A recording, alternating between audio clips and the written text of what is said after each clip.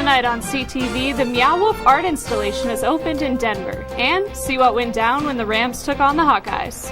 Also see how the ASCSU Senate is working on inclusivity and what to expect for homecoming weekend. All that and more on CTV starting right now.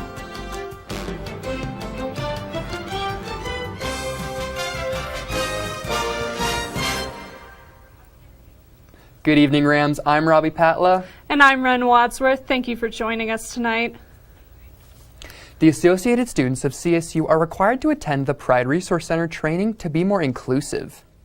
There's a long history and long line of instances that we can cite right now that show non-responsiveness to a lot of the issues that students and other community members are facing on campus right now. Following the last few weeks of hate speech on campus, members of the Pride and Resource Center met with the ASCSU Senate to pitch demands that would lead to more inclusivity, outreach, and resources for those of the LGBTQIA and BIPOC communities.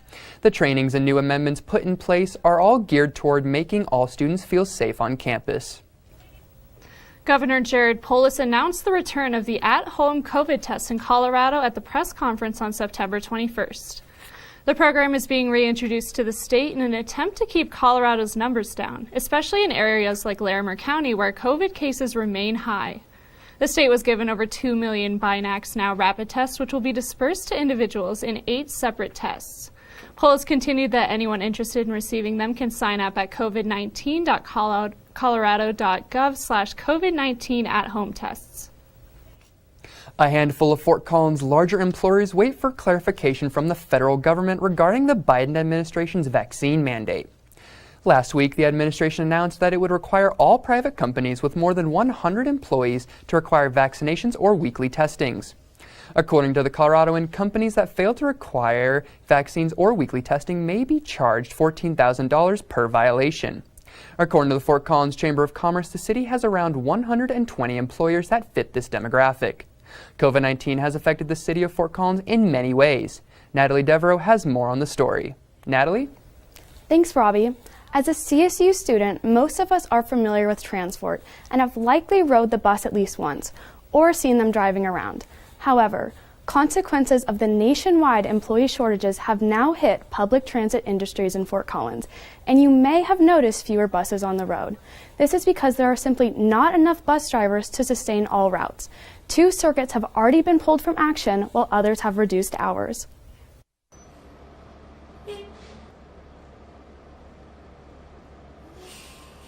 Usually the transport fleet is packed with riders, but since the pandemic, ridership is down 49%. They have also seen a major decline in employees because driving is seen as a high-risk job due to the exposure to so many people. The number of applicants that we get went from several a week to 0. The shortage of drivers has put enormous strain on the 91 current employees who now have to work longer hours and often overtime. They're very tired. It has an effect on morale for sure. In an attempt to ease the stress, Transport pulled 2 of its least traveled routes, 11 and 12, which each had less than 80 passengers per day, and now offer an on-call taxi service to fill in the gaps. But they are determined to preserve the routes that run out of CSU because students make up the majority of their ridership. Help connect, bridge being on campus and then also going into the larger Fort Collins community. Many students rely on Transport to travel around the city, which is an easy way for them to connect with the community. The sustainability is also about having community and supporting those around you. Transport's main goal is to serve Fort Collins residents, and they are trying to return to normal operations as soon as possible. And I think people caring for each other, caring for their community is how we get out the other side of this pandemic. Safety measures have also been implemented, like requiring masks, and Transport has 0 cases of drivers contracting COVID while at work. As things slowly begin returning to normal, Transport is seeing signs of just that, with 8 driver applications coming in last week. They hope to keep this trend going, and the agency urges anyone interested in working for them to apply at fcgov.com/jobs. Back to you, Ravi. Thank you, Natalie. Quick heads up for all students and staff who spend a lot of time on the south side of campus. Tomorrow, September 29th, the path through Heritage Arboretum will be closed from 6 in the morning to 6 in the evening. The sidewalk in between West Pitkin and Lake Street will be closed so new bike path stripping can be added. Arrows on either side of this pathway will indicate detour routes for anyone who intends to use them. If anyone has any questions, they are welcome to contact Facilities Project Manager Zachary Colbeck at 970-310-1223. More on campus construction, we have an update on the Laurie Student Center roundabout and whether we can expect it to stick around for a little longer. Construction vehicles were seen making adjustments for the new pathway. However, both students helping instigate Traffic Solutions and the Alternative Transportation Fee Advisory Board believe that the work being done is for aesthetic and safety reasons, rather than making the new installation a permanent piece of campus. Fence panels have been added to the roundabout in an attempt to separate pedestrians from cyclists. We will keep you updated about the Laurie Student Center walkway as well as the other two proposed roundabouts on Colorado State University's campus. Don't go anywhere, Rams, because Michelle Ellis is coming up next to give you your weekly weather report.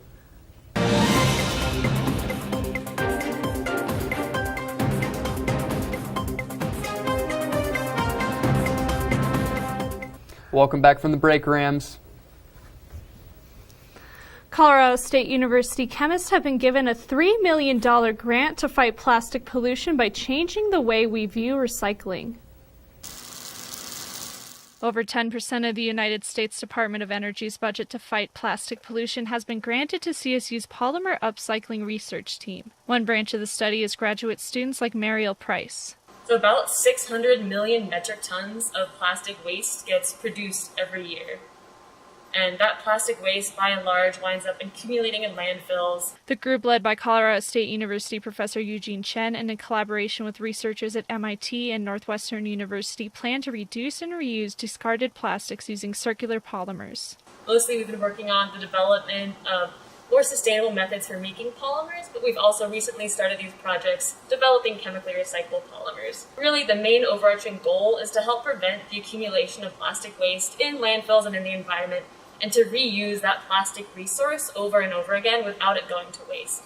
Price and her team are aiming to develop polymers that can be reverted back to their original components, allowing plastic to be used repeatedly throughout its lifetime. This would be a drastic change in the way plastic is used and recycled in the future. Ideally, you're making material once, using it, recycling it, and then being able to continuously remake and reuse it over and over again, infinitely.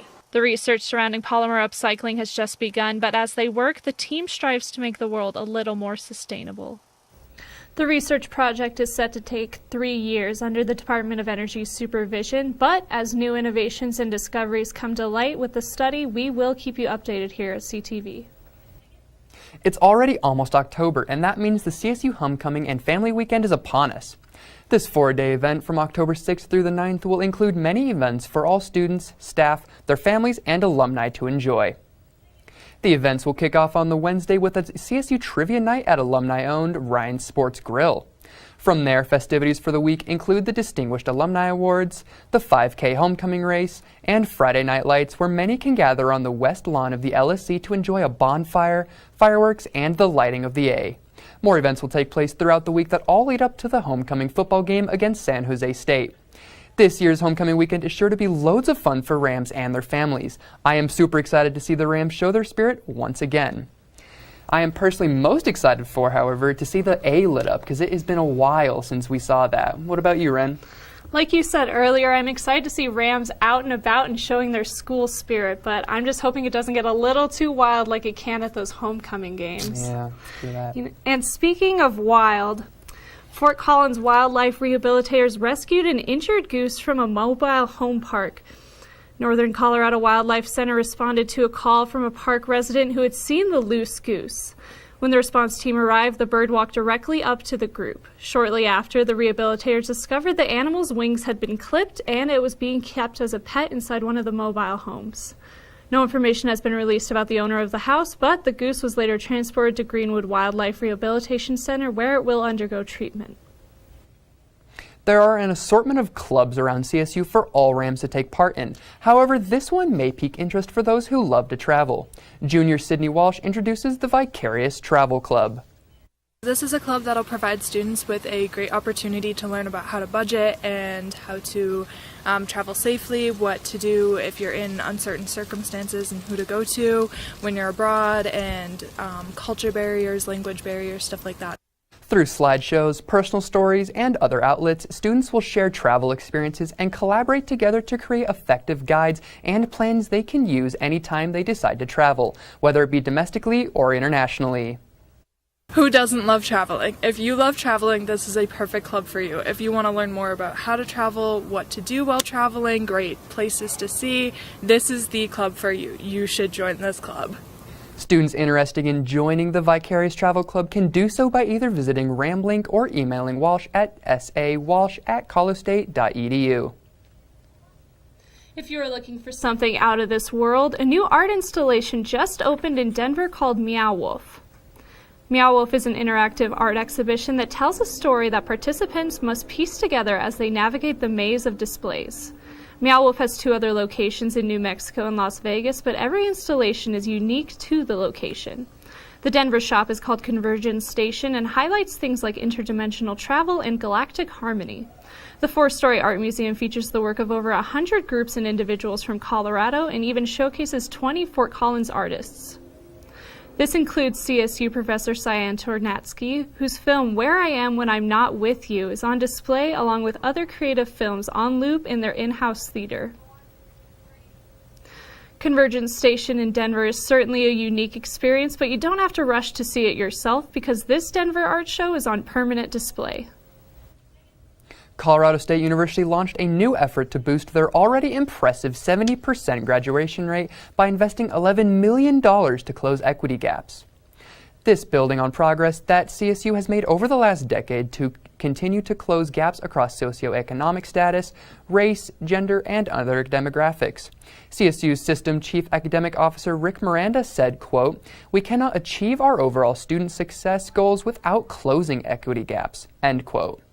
CSU plans to spread these efforts across all domains, including the Pueblo and Global campus, each with their own separate goals to help reach the overall goal. What is the overall goal, you ask? Well, according to Source CSU, the plan is to eliminate equity gaps for all demographics by 2027 and raise student success within that same period. Don't go anywhere, Rams, because Brandon Cruz is up next to give you the inside scoop on a sports team here on campus you may not have heard of yet. Stick around.